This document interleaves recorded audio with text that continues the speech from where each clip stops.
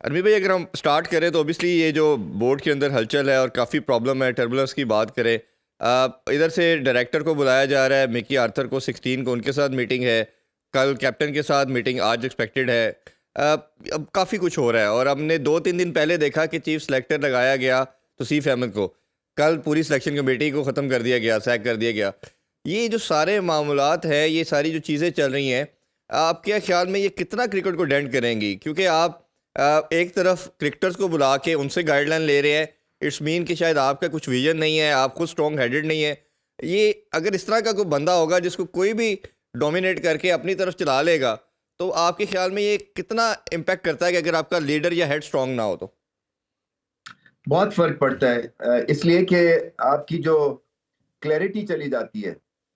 और फिर ये नहीं हो सकता कि जो क्राइसिस में आप कंसेंसस डेवलप करें, क्योंकि क्राइसिस जो हुए हैं उसमें बहुत ज्यादा किरदार इनका खुद का है, इस क्रिकेट बोर्ड का है, मैं समझता हूँ अनफॉर्चुनेटली। हालांकि इतनी ये स्टेटली ऑर्गेनाइजेशन है, इतना इसका मेयार है, मगर जो जब से ये वो कन्वर्सेशन लीक की है और इंटरव्यूज दिए गए हैं अपने फेवरेट साफियों को, और फिर एक तरह से एजेंडे के थ्रू टारगेट किए गए हैं कुछ प्लेयर्स, और उसमें फिर क्रिकेट बोर्ड जो है उसने हाथ खड़े करके कहा जी कि we got nothing to do with this. और जैसे अपने पे प्रेशर पड़ा तो to throw people under the bus including your chief selector, आपकी क्रिकेट टीम के परफॉर्मेंस को ले लें। सो ऐसे थोड़ी नी जर्क ऑपरेशन से चीजें ठीक नहीं होती हैं। और अगर आपको क्रिकेट की समझ नहीं है तो फिर वो आप घेरे में आ जाते हैं कुछ माइंड्स के, और फिर उससे बाहर निकलना जो है ना आपके लिए इम्पॉसिबल हो जाता है।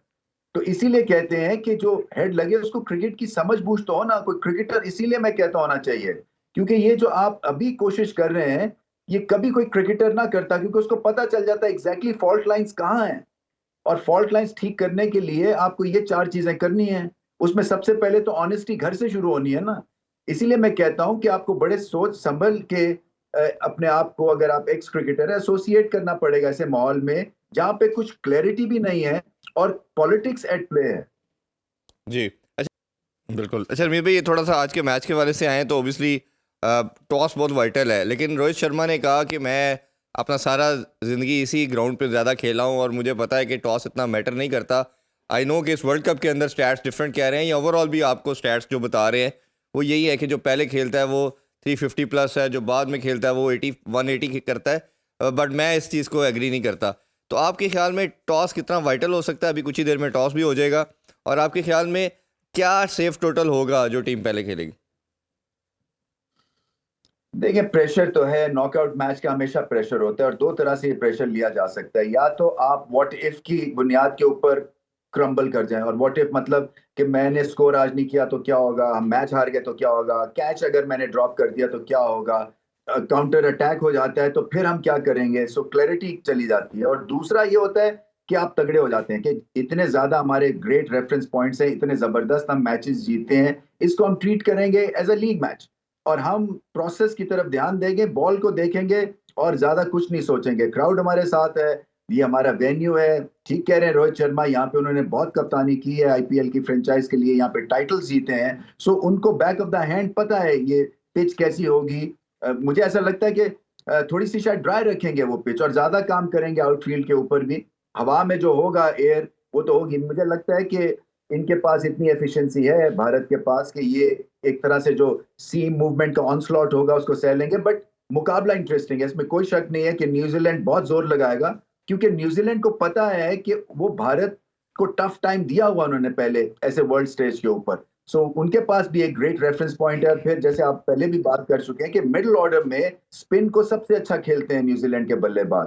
फिर ओपनर्स ठीक है इनके, विलियमसन के आने से बैटिंग और लीडरशिप बहुत इंप्रूव होती है, सेंटनर है, पेस बॉलिंग ठीक ठाक है, पेस भी और जेन्युइन पेस भी है। सो ओवरऑल मुकाबला तगड़े का होगा, बट मैं फिर भी समझता हूं कि भारत को एडवांटेज होगा। बिल्कुल। अच्छा रमीत भाई, थोड़ा सा कैप्टनसी के हवाले से, पाकिस्तान के हवाले से भी ज़रूर बात करना चाहेंगे।